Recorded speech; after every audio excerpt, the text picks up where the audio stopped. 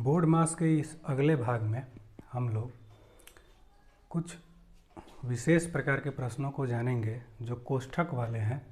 कोष्ठक वाले प्रश्नों को हल कैसे किया जाता है, इन प्रश्नों की सहायता से हम कोष्ठक वाले सभी प्रकार के प्रश्नों को हल कर सकते हैं यदि इनको ठीक से समझा जाए तो। जैसे मान लीजिए यहाँ पे प्रश्न एक दिया गया हो,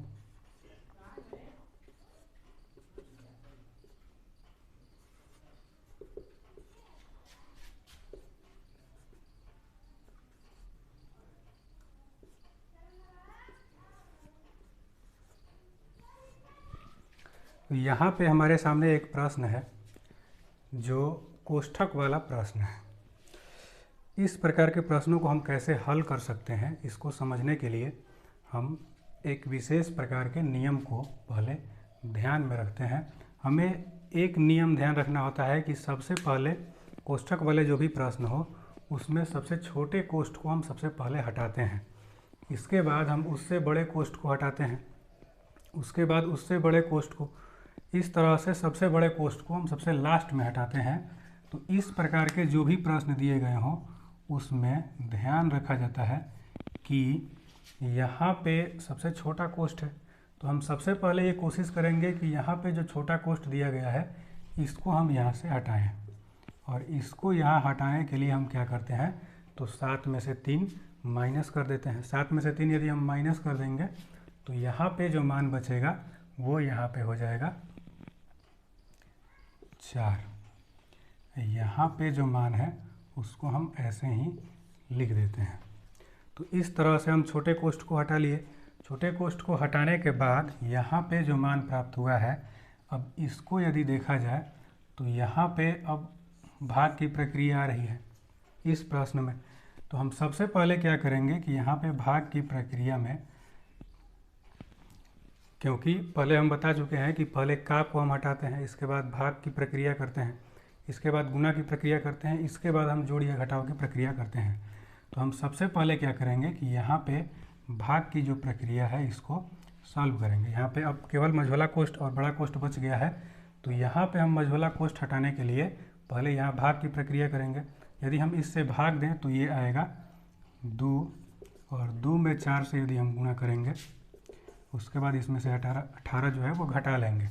तो यहाँ पे इसमें हम पहले भाग दिए, भाग देने के बाद आया 2, और इस 2 में 4 को हम गुणा कर दिए, तो यहाँ पे जो मान प्राप्त हुआ वो ये 8 होगा।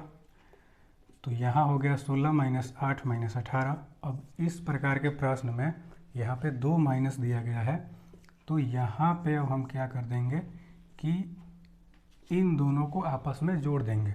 जोड़ देने से अब इसमें ये हो जाएगा 26, तो 16 में से 26 को हम फिर से माइनस कर देंगे।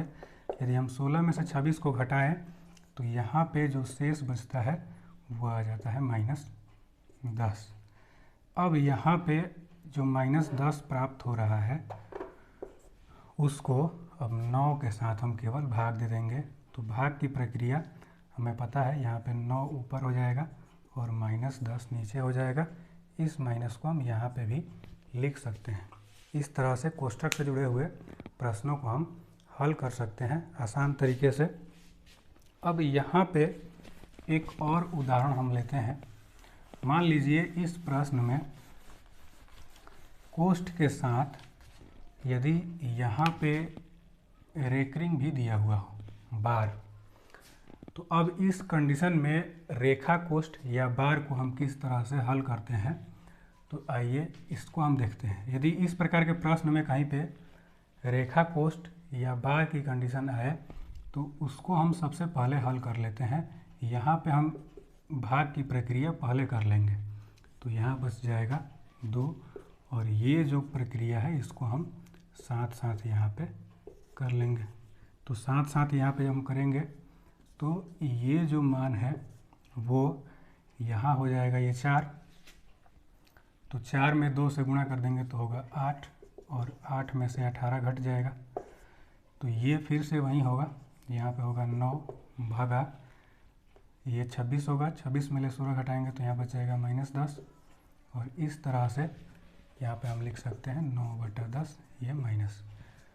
तो इसमें कोष्ठ वाले प्रश्न में ध्यान रखना होता है ये कि हम सबसे पहले छोटा कोष्ठ को हटाते हैं, छोटा कोष्ठ के बाद बड़ा कोष्ठ को हटाने की कोशिश करते हैं, इसके बाद सबसे बड़े कोष्ठ को अंत में हम यहाँ पे हटाते हैं। इसके अलावा यदि कोष्ठ वाले प्रश्न में यदि इस तरह से रेखा कोष्ठ आ जाए तो सबसे पहले हम रेखा कोष्ठ को हटाएंगे, इसके बाद छोटे कोष्ठ को, इसके बाद मझले कोष्ठ को और इसके बाद सबसे अंत में हम बड़े कोष्ठ को हटाने की कोशिश करते हैं। उसके बाद इस तरह से प्रश्नों को हल कर सकते हैं।